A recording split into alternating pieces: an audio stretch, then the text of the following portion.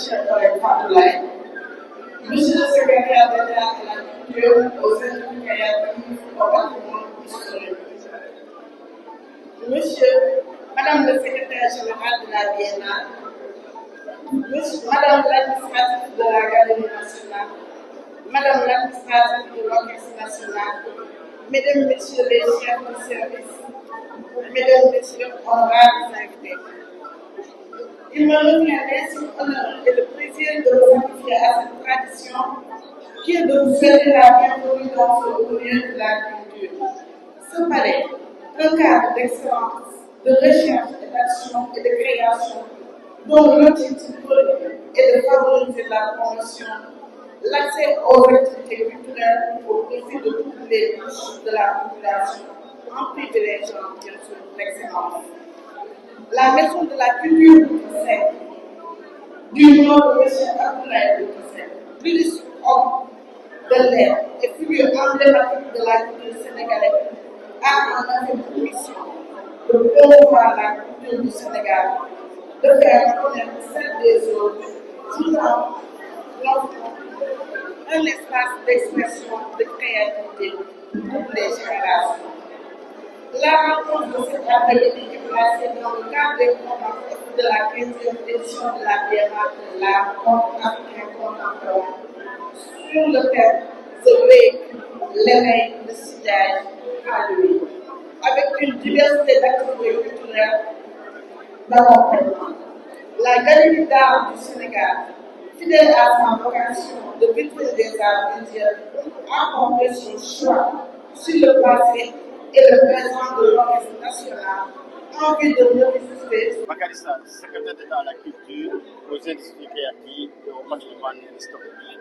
Justement, les autorités que nous sommes, à commencer par le président de la République, Bassirou Diomaye Faye, et le Premier ministre Ousmane Sonko, justement, dans le référentiel qu'ils ont présenté aux Sénégalais, présentent justement toute la volonté de matérialiser et de soutenir le secteur des arts, le secteur de la musique, le secteur artistique.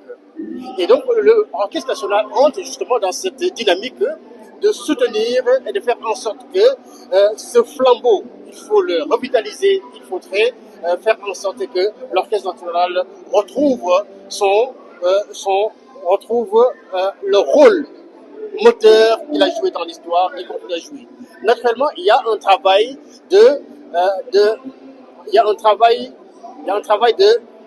d'adaptation au contexte, nouveau contexte.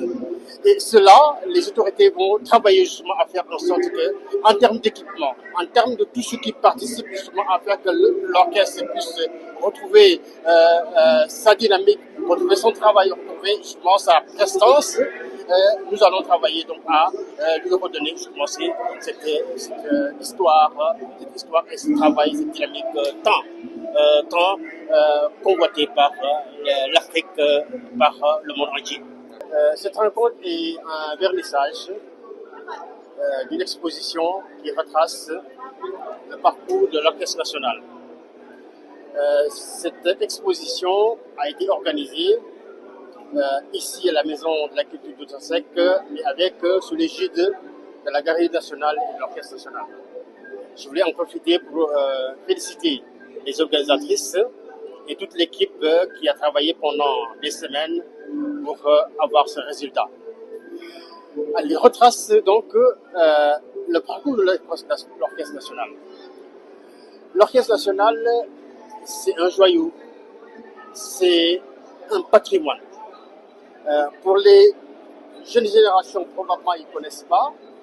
Et ceux qui sont à un âge un peu plus avancé, un âge intermédiaire, ils connaissent le rôle de l'Orchestre national. Il a écouté, il a suivi l'Orchestre national dans ses différentes prestations, aussi bien au niveau national qu'au niveau international. L'Orchestre national a été justement la fierté du Sénégal.